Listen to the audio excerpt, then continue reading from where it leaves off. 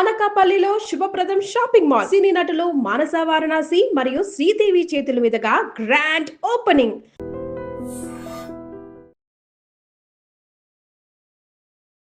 Welcome to iDream media. So జనరల్గా పెరుగు చాలా మంచి ప్రోబయోటిక్ అని చెప్తూ ఉంటారు. అయితే ఈ పెరుగు తీసుకోవచ్చు, కానీ డే టైంలో మాత్రమే, నైట్ పెరుగు తీసుకోవద్దు అంటారు. సో పూర్తి వివరాలు తెలుసుకుందాం. మనతో పాటు ప్రముఖ న్యాచురోపతి వైద్యులు డాక్టర్ జ్యోత్స్న పులిపాటి ఉన్నారు. మ్యామ్ నమస్తే అండి. నమస్తే అండి. అంటే పెరుగు మంచిదా? చాలా మంచిది పెరుగు. పెరుగు మంచిదా, మజ్జిగ మంచిదా? రెండు మంచివి. మనకు కావాల్సిన ప్రోబయోటిక్ వస్తుంది, కావాల్సిన ప్రోటీన్ వస్తుంది. మనము ఎవరికి ఇవ్వాలి అన్న దాన్ని బట్టి పెరుగు ఇవ్వడమా మజ్జిగ ఇవ్వడమా అనేది ఆ డిఫరెంట్ ప్రాపర్టీస్ ఉన్నాయి కాబట్టి దాని ప్రకారంగా ఇస్తామన్నమాట. ఫర్ ఎగ్జాంపుల్ మజ్జిగ, వెయిట్ లాస్ అవ్వాలనుకున్న వాళ్ళు పల్చటి మజ్జిగ తీసుకుంటూ ఉన్నారనుకోండి, వాళ్ళకి అది స్లోగా న్యూట్రియంట్స్ అనేది సప్లై చేస్తూ ఉంటుంది. ఈజీగా వాళ్ళు లాంగ్ ఫాస్టింగ్ పీరియడ్ అనేది మెయింటైన్ చేయగలుగుతారు మజ్జిగ పైన ఉండి. అదే పెరుగు అనుకోండి, పిల్లలు అనుకోండి, ఖచ్చితంగా పెరుగు, మీగడ పెరుగు, గడ్డ పెరుగు అలాంటివి ఈజీగా డైజెస్ట్ చేసుకోగలుగుతారు కాబట్టి పిల్లలకి ఖచ్చితంగా పెరుగే రికమెండ్ చేస్తాం. సో అలా దేనికి మనము యూస్ చేయాలనుకుంటున్నాము దాన్ని బట్టి పెరుగు కానీ మజ్జిగ కానీ అనేది మనం సజెస్ట్ చేయొచ్చు అనమాట. ఓకే, పెరుగు మంచి ప్రోబయోటిక్, తీసుకుంటే గట్ హెల్త్ మంచిగా అవుతుంది అంటారు. అంటే పెరుగుని ఫ్రిడ్జ్లో పెట్టి తీసుకుంటే అంత మంచి బ్యాక్టీరియా ఉంటుందా దాంట్లో? అంటే ఫ్రిడ్జ్ని మనం యూస్ చేయడం మెయిన్ రీజన్ ఏంటి అని అంటే టెంపరేచర్ కంట్రోల్ చేయడం. ఇప్పుడు మన ఇండియాలో ఫర్ ఎగ్జాంపుల్ మనకి నార్మల్గా ఉండే టెంపరేచర్ డే టైంలో ఎంత ఉంటుంది? సమ్మర్స్లో అనుకోండి బిట్వీన్ 30, 35, 40 వరకు వెళ్తుంది. వింటర్స్లో అనుకోండి సమ్వేర్ 20స్లో ఉంటుంది టెంపరేచర్.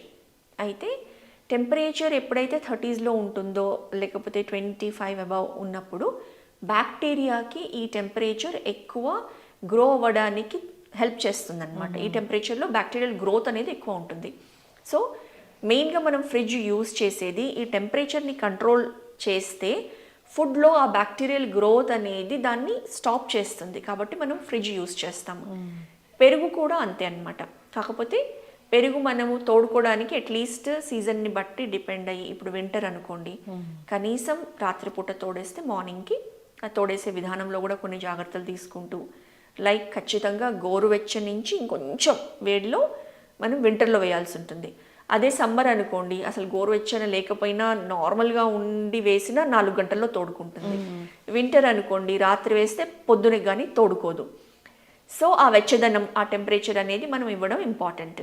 సో ఫ్రిడ్జ్లో మనము ఒకవేళ వింటర్ సీజన్లో తోడుకున్న పెరుగుని ఫ్రిడ్జ్లో అవాయిడ్ చేయమనే చెప్తాము. బికాజ్ మళ్ళీ అది తీసి చల్లగా తీసుకొని తినాల్సి ఉంటుంది.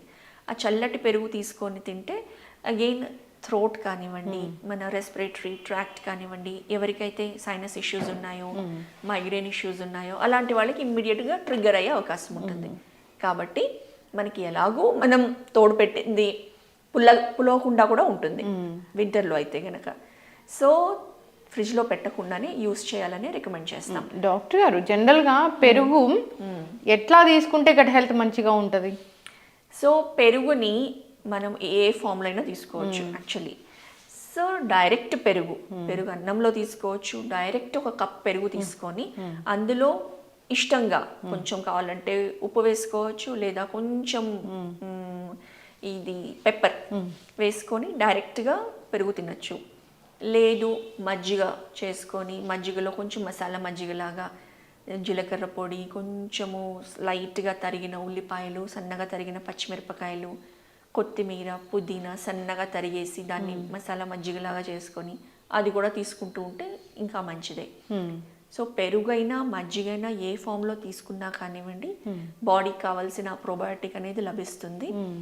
ఓన్లీ ఏంటి మనం జాగ్రత్త పడాల్సింది కొంచెం పులిసిన పెరుగు తీసుకుంటే బ్యాక్టీరియా ఇంకా లాక్టోబాసిలస్ ఏదైతే ప్రోబయోటిక్ ఆర్ గట్ హెల్త్ మనకి తోడ్పడుతుందో ఆ లిటిల్ ఫర్మెంటేషన్ చేసుకొని తీసుకుంటే ఇంకా మంచిది. మీరు యాంటీబయాటిక్స్తో పాటు అదే లాక్టోబాసిలస్ ఇస్తారు కదా, ప్రోబయోటిక్, అంతే కదా గట్ హెల్త్ కోసం.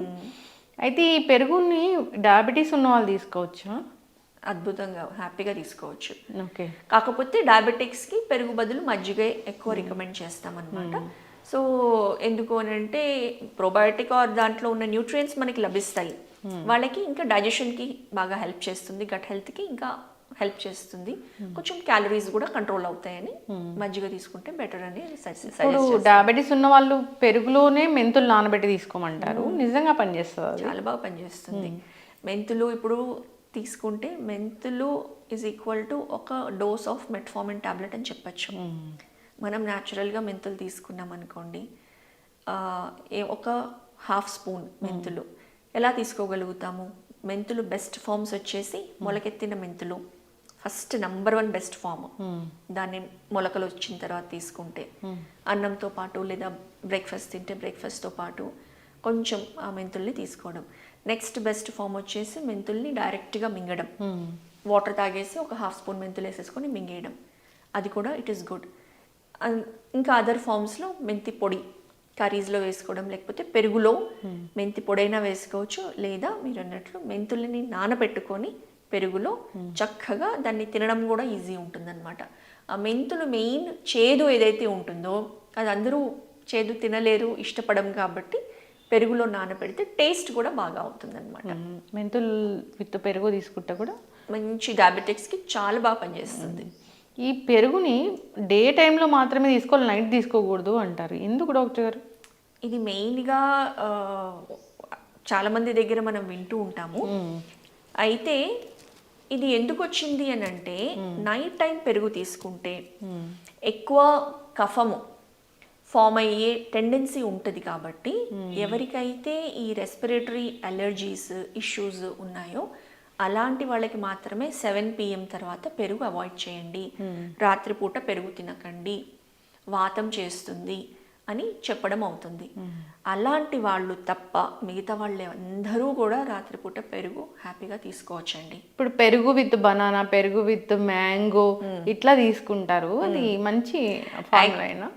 ఇప్పుడు చెప్పాలి అని అంటే మనకి సౌత్లో ఎస్పెషల్లీ గుంటూరు విజయవాడ సైడ్ అయితే కనుక పెరుగన్నంలో మామిడికాయ సీజన్లో ఖచ్చితంగా మామిడికాయ వేసుకోను, బంగినపల్లి మామిడి పండు లేకపోతే రసం పిండుకోను కలుపుకోను తినే అలవాటు చాలా మందికి ఉంటుంది.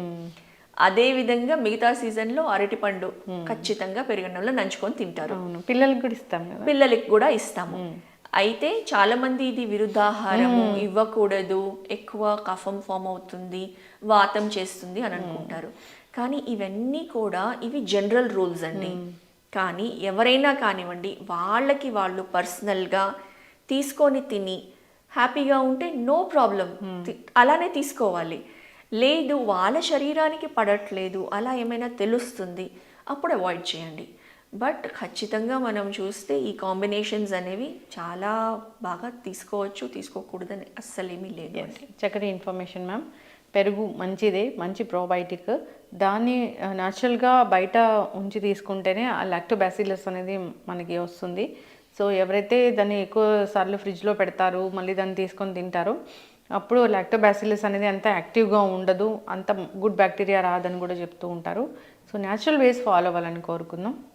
ధన్యవాదాలు ma'am.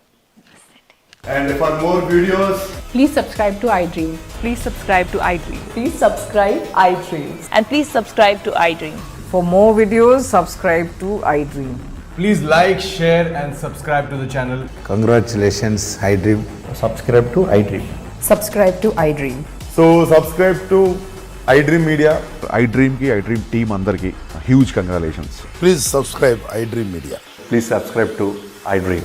Subscribe iDream. Please subscribe to iDream.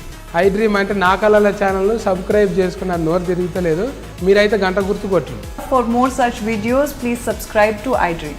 Subscribe to iDream. Please subscribe to iDream. Please subscribe iDream Media. Please do subscribe to iDream. Please subscribe to iDream Media. For best entertainment and information, please subscribe iDream. And don't forget to subscribe to iDream.